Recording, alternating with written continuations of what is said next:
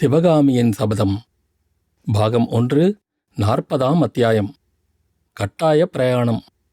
மகேந்திர விடுதியிலிருந்து அதிகாலையில் கிளம்பிய பரஞ்சோதி அன்று பகலெல்லாம் பிரயாணம் செய்து வடபெண்ணையுடன் பாபாக்கினி நதி கலக்கும் இடத்திலுள்ள புத்த விகாரத்தை சூரியாஸ்தமன நேரத்தில் அடைந்தான். விகாரத்தின் வாசலில் புத்த பிக்ஷு ஒருவர் நின்று கொண்டிருந்தார். மாலை நிறத்து மஞ்சள் வெயிலில் பிக்ஷுவின் காவி உடையானது தங்க நிறமாக பிரகாசித்தது.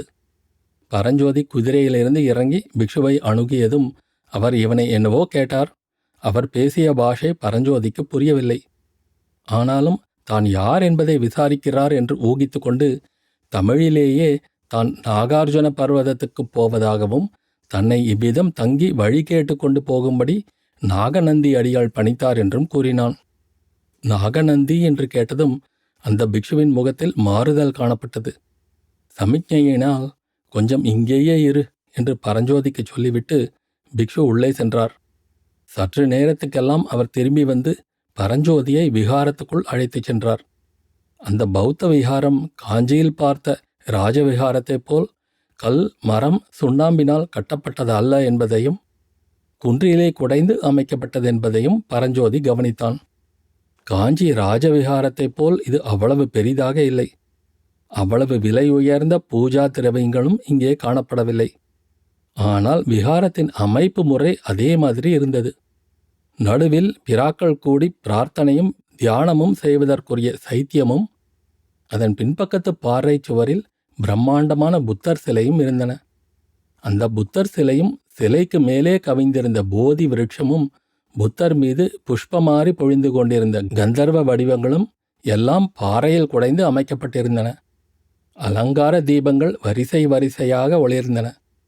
புத்த பகவானுக்கு எதிரில் பலவித வர்ண மலர்கள் தனித்தனி கும்பலாக குவிக்கப்பட்டு கண்ணை கவரும் விதத்தில் காட்சியளித்தன. புஷ்பங்களின் நறுமணத்துடன் அகிர்புகையின் வாசனையும் சேர்ந்து சிந்தையை ஒரு முகப்படுத்தி உதவி செய்தது. சைன்யத்துக்கு இருபுறத்திலும் புத்த பிக்ஷுக்கள் தங்குவதற்கும் மாணாக்கர்கள் கல்வி பயில்வதற்கும் உரிய குகை அறைகள் குடையப்பட்டிருந்தன. ஒரு பக்கத்தின் கோடியில் மச்சுப்படிகள் போன்ற படிக்கட்டுகள் காணப்பட்டன. அந்த படிகளின் வழியாக பரஞ்சோதியை பிக்ஷு அழைத்துச் சென்றார். கீழே உள்ள அறைகளைப் போல் மேலேயும் பாறையில் குடையப்பட்ட அறைகள் காணப்பட்டன. அவற்றில் விசாலமான அறை ஒன்றில் பத்மாசனமிட்டு அமர்ந்திருந்த பெரிய புத்த பிக்ஷுவிடம் பரஞ்சோதி அழைத்துச் சென்று விடப்பட்டான். அந்த விகாரத்தின் தலைமை பிக்ஷு அவர்தான் என்பதை பரஞ்சோதி ஊகித்து கொண்டு அவரை கைகூப்பி வணங்கினான். புத்தம் சரணம் கச்சாமி, தர்மம் சரணம் கச்சாமி, சங்கம் சரணம் கச்சாமி என்று தலைமை பிக்ஷு கூறி 3 முறை புத்த பகவானுக்கு வணக்கம் செலுத்திவிட்டு பரஞ்சோதியை பார்த்து தமிழ் பாஷையில், குழந்தாய், நீ யார்? என்ன காரியமாக வந்தாய்? யார் உன்னை அனுப்பினார்கள் என்று கேட்டார். பரஞ்சோதி நாகநந்தி அடிகள் தன்னை ஓலையுடன் அனுப்பி வைத்தது பற்றி விவரமாக கூறினான். நாகநந்தி கொடுத்தனுப்பிய ஓலை எங்கே? அந்த ஓலையை நான் பார்க்கலாமா என்று பிக்ஷு கேட்டார். மன்னிக்க வேண்டும், ஓலையை சத்யாச்சிரயரை தவிர வேறு யாரிடமும் கொடுக்கக்கூடாதென்று நாகநந்தி அடிகளின் கட்டளை என்றான் பரஞ்சோதி. சத்யாச்சிரயர் என்ற பெயரை கேட்டதும் பிக்ஷுவின் முகத்தில் ஒரு மர்மமான புன்னகை தோன்றியது. அதை பரஞ்சோதி கவனித்தானாயினும் அதன் பொருளை அறிய முடியவில்லை. நாகநந்தி அடிகள் என்ன கட்டளையிட்டாரோ அவ்விதமே செய். இன்றிரவு இங்கேயே படுத்துக்கொள். ஸ்ரீபர்வதத்துக்கு போகும் வழியெல்லாம் இப்போது அபாயம் நிறைந்ததாயிருக்கிறது. இன்று ராத்திரியே அவ்விடத்துக்கு போகும் வீரர்கள் சிலர் இங்கே வரக்கூடும். அவர்களுடன் சேர்த்து அனுப்பி வைக்கிறேன். அவர்கள் உனக்கு வழிகாட்டுவதுடன் பத்திரமாகவும் கொண்டு போய் சேர்ப்பார்கள் என்று ஆச்சாரியா பிக்ஷு கூறி இன்னொரு பிக்ஷுவை பார்த்து சமிக்ஞை செய்தார். அவர் பரஞ்சோதியை அங்கிருந்து அழைத்துச் சென்று உணவருந்தச் செய்த பிறகு கீழே ஓர் அறையில் அவன் படுத்துக்கொள்வதற்கு இடம் காட்டினார்.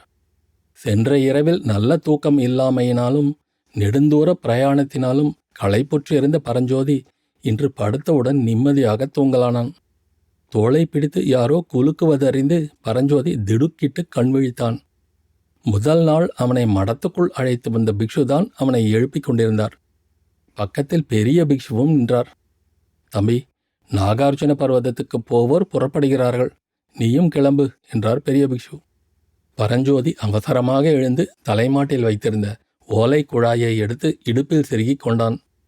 பிக்ஷுக்களை பின்தொடர்ந்து மடத்தின் வாசலுக்கு வந்தான். அங்கே அவனுடைய குதிரையைத் தவிர இன்னும் 6 குதிரைகளும் ஒவ்வொரு குதிரைக்கும் அருகில் ஆஜானுபாகுவான வீரன் ஒருவனும் நிற்பதை கீழ்வானத்தில் தோன்றிய பிறைமதியின் மங்கிய நிலவொளியில் பரஞ்சோதி கண்டான். இந்த வீரர்கள் அவசர காரியமாக ஸ்ரீபர்வதத்துக்கு போகிறார்கள். இவர்களுடன் போனால் குறுக்கு வழியாக வெகு சீக்கிரம் போய் சேர்ந்து விடலாம் என்று பெரிய பிக்ஷு கூறினார். மனத்தில் காரணம் தெரியாத தயக்கத்துடன் பரஞ்சோதி குதிரை மீது ஏறினான்.